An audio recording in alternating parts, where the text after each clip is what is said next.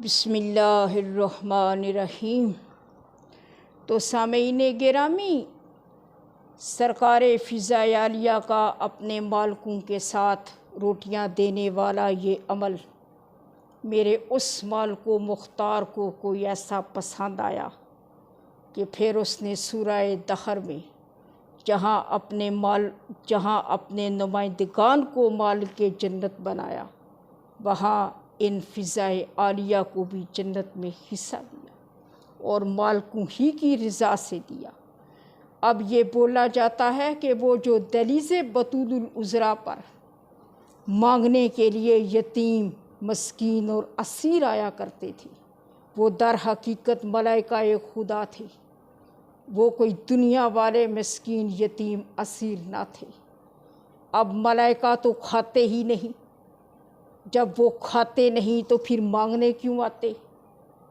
تو سامعین گرامی، حق الحقیقت یہ ہے کہ رب جلیل کے وہ کرسی، وہ ملائکہ خدا مشغول تسبیحات تھے، تسبیحات میں مشغول تھے، خاندان تطہیر پر درود و صلات میں مشغول تھے، فضائل علی ابن ابی طالب علیہ السلام کی دہرائی میں مصروف تھے کہ اوپر سے آواز پروردگار آئی، اے میرے کرسیوں، اے میرے ملائکہ، اب تسبیحاں چھوڑو، جا کر میری بطول کے دروازے سے مانگ کر لاؤ، تاکہ صبح قیامت تک آنے والی انسانیت کو پھر یہ یاد رہے کہ اس دروازے پہ آ کر صدا لگانا اور مانگ کر لے کر جانا کوئی بدعت نہیں، بلکہ ملائکہ خدا کی سنت ہے، قدسیان پروردگار کی سنت۔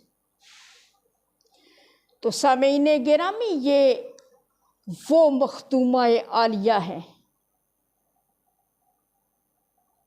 جو کہ مالکہ جنت بنی۔ جنت میں 5واں حصہ میری انہی مختومہ فضائے عالیہ کے نام ہے،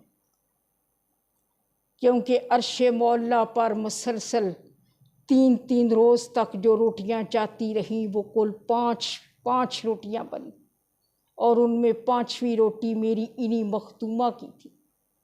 عدل الہی کے تقاضے کے تحت تب جنت میں 5واں حصہ بھی میری انہی مختومہ کا، اور خود پاک سیدوں ہی نے آپ کو یہ حصہ دلوایا، کیونکہ اوپر سے کرم یہ مجبور کر رہا تھا کہ اے برگزیدان خدا، تمہاری ایک مادر گرامی تو خیر النساء العالمین ہے اور وہ سردار جنت ہے، تو اس دوسری ماں کا حصہ بھی جنت میں ہونا چاہیے۔ تو 5واں حصہ جنت میں میری ان مختومہ عالیہ کے نام پہ لکھا گیا۔ سامعین گرامی، کہا جاتا ہے کہ میری یہ مختومہ فضائے عالیہ بطول العذراء کی اس دہلیز پر رہتے رہتے فقط عالمہ غیر معلمہ نہ تھی، بلکہ آپ ناظرات الغائب بھی تھی، یعنی غائب میں جھانکنے والی تھی۔ خاندان تطہیر تھے خالق الغائب، وہ فقط عالم الغائب نہیں تھے، خالق الغائب تھے، مالکان کن تھے، جو کہتے تھے وہ ہو جاتا تھا، لہٰذا خالق الغائب تھے۔ اور میری یہ مختومہ ناظرات الغائب تھی، جو کچھ غائب میں تھا اور دوسروں کو نظر نہ آتا تھا وہ یہ دیکھ سکتی تھی اپنی قوت بصارت سے، کیونکہ ایک روز سرکار قمر دہلیز بطول العذراء پر آئے اور آ کر دق الباب کیا۔ اندر سے فضائے عالیہ نے دروازہ کھولا۔ قمر پوچھتے ہیں، ایات خل فضا آئینہ علی مرتضیٰ، اے بہن فضا، میرے مولا علی مرتضیٰ اس وقت کہاں ہے؟ اندر سے آواز فضا آئی، یا اخی القمر، اے میرے بھائی قمر، میرے مولا علی مرتضیٰ اس وقت تو آسمانوں پر ہیں، مطمئن انداز سے، اس وقت تو آسمانوں پر ہیں۔ یہ سن کر قمر سمجھے شاید فضائے عالیہ اوپر والے علی العظیم کو سمجھی ہے۔ قمر پھر بولے، بہن فضا، میں آپ سے علی ابن ابی طالب علیہ السلام کا پوچھ رہا ہوں۔ آواز فضا آئی تو بھائی قمر میں بھی تو آپ کو حسین کے بابا کا بتا رہی ہوں۔ قمر پھر بولے، بہن فضا میں آپ سے ابو طالب کے بیٹے کی بات کر رہا ہوں۔ آواز فضا آئی تو بھائی قمر میں بھی تو آپ کو حسین مولا کے بابا جان ہی کا بتا رہی ہوں۔ یہ سن کر قمر فرماتے ہیں، اچھا تو بہن فضا اگر آپ یہاں تک جانتی ہیں کہ میرے مولا علی مرتضیٰ اس وقت آسمانوں پر ہیں تو پھر کیا یہ بھی بتا سکتی ہیں کہ آپ آسمانوں پر اس وقت کیا کیا کر رہے ہیں؟ سرکار فضا فرماتی ہیں، واہ بھائی قمر، میں آل محمد کی اس دہلیز پر رہتی ہوں، خاندان تطہیر کا نمک کھاتی ہوں، کیا میں اتنا بھی نہیں جانتی؟ قمر فرماتے ہیں تو پھر بہن فضا بتائیے نا مولا اس وقت وہاں کیا کیا کر رہے ہیں؟ اب فضا چوم کر اور مسکرا کر فرماتی ہیں، دیکھ بھائی قمر، میرے مولا علی مرتضیٰ اس وقت آسمانوں پر رزق تقسیم کر رہے ہیں، لوح محفوظ لکھ رہے ہیں، اولادیں دے رہے ہیں، سانسیں بڑھا رہے ہیں، زندگی و موت کے فیصلے فرما رہے ہیں۔ یہ سن کر قمر کانپتے ہوئے جسم کے ساتھ دہلیز بطول العذراء سے واپس ہوئے۔ راستے میں کیا دیکھتے ہیں؟ امیر کائنات بادشاہ کندھے پر بیلچہ رکھے ہوئے سامنے سے آ رہے ہیں۔ یہ دیکھ کر تیزی سے قمر نے اپنے کانپتے ہوئے ہاتھ امیر المؤمنین کے قدموں پر رکھے اور ہاتھ جوڑ کر فرمایا، یا علی، وہ جو گھر میں فضا عالیہ رہتی ہیں وہ ایسی ایسی باتیں کیوں کرتی ہیں مولا، جن سے متعلق کچھ جانتی نہیں، جن کی انہیں کچھ خبر نہیں؟ مولا میں ابھی دہلیز بطول العذراء پر گیا تھا، میں نے وہاں پہنچ کر آپ کا پوچھا، کہتی ہیں آسمانوں پر۔ میں نے پوچھا وہاں کیا کر رہے ہیں؟ فرماتی ہیں وہاں آپ رزق تقسیم کر رہے ہیں، وہاں آپ زندگی و موت کے فیصلے دے رہے ہیں، وہاں پر آپ سانسیں بڑھا رہے ہیں، وہاں پر آپ تقدیریں بنا رہے ہیں، وہاں پر آپ اولادیں دے رہے ہیں، جبکہ میرے مولا آپ تو اس وقت یہاں میرے سامنے موجود ہیں، پھر وہ ایسی ایسی باتیں آپ سے متعلق یہاں بیٹھ کے کر رہی ہیں۔ یہ سن کر امیر المؤمنین نے اپنا بیعدک الخیر والا خیبر شکن دستہ مبارک قمر سرکار کی آنکھوں پر یوں پھیرا اور پھر فرمایا، یوحل قمر ابصر، اے قمر اب دیکھ۔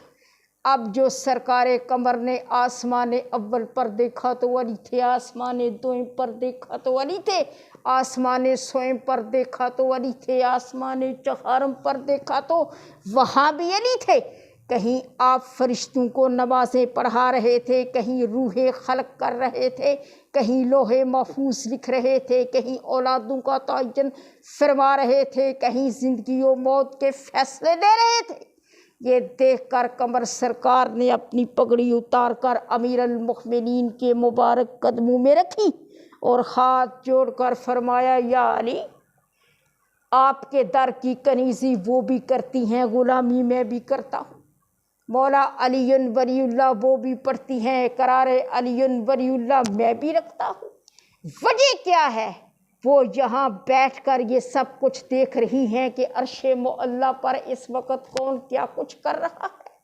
یہ سن کر امیر کائنات فرماتے ہیں، ایھا القمر، اے قمر، زندگی میں کبھی بھول کر بھی، کبھی بھول کر بھی، کبھی بھول کر بھی فضا عالیہ کا مقابلہ مت کرنا، کیونکہ فضا عالیہ وہ ہستی ہے اس گھر میں رہتی ہیں جس گھر کا دروازہ خود عرش معلیٰ پر کھلتا۔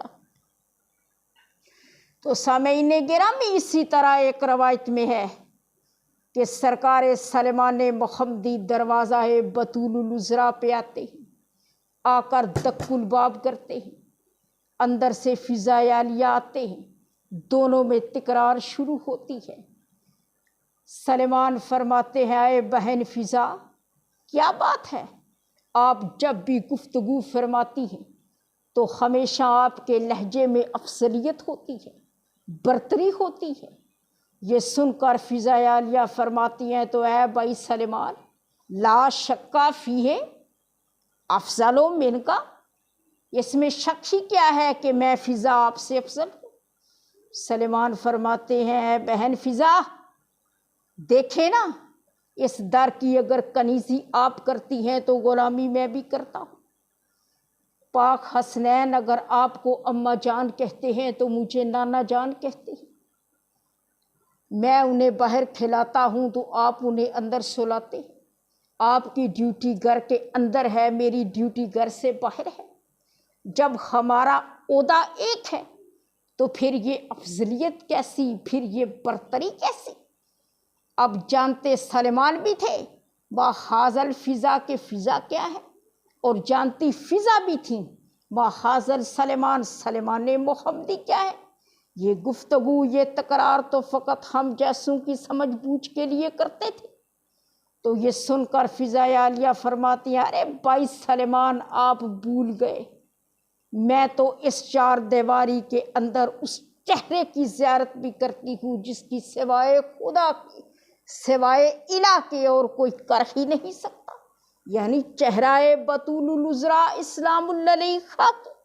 سامعین گرامی، سرکار فضا فرماتی ہیں دیکھ بھائی سلیمان، آپ تو فقط امیر المؤمنین شہنشاہ ولایت کے اس چہرے کی زیارت کرتے ہیں جو آپ باہر رسول اللہ صلی اللہ علیہ وآلہ وسلم کو دکھاتے ہیں۔ میں تو اپنے مولا ابو الحسن کے اس چہرے کی بھی زیارت کرتی ہوں جو آپ گھر میں بطول العذراء کو دکھاتے ہیں۔ تو سامعین گرامی، سرکار فضا عالیہ فقط جنتی نہ تھی بلکہ آپ مالکہ جنت تھی، اور خود مالکان جنت ہی نے آپ کو مالکہ جنت بنایا تھا۔ اس کا پورا پروف سورہ دہر میں موجود ہے جس کو کوئی چیلنج کر ہی نہیں سکتا۔ اب تاریخ انبیاء یہ بتاتی ہے کہ آدم صفی الرحمن جنتی تو تھے مگر مالک جنت نہ تھے۔ اگر مالک جنت ہوتے تو وہ مال کو مختار یوں لباس اتروا کر نیچے نہ پھینک دیتا۔ اسی طرح ابراہیم خلیل الرحمن جنتی تھے مگر مالک جنت نہ تھے۔ پھر اسماعیل ذبیح الرحمن جنتی تھے مگر مالک جنت نہ تھے، جبکہ میری یہ سرکار فضا عالیہ فقط جنتی نہیں بلکہ مالکہ جنت ہے۔ صلوات بر ذات پاک محمد و آل محمد، صلوات اللہ تعالی۔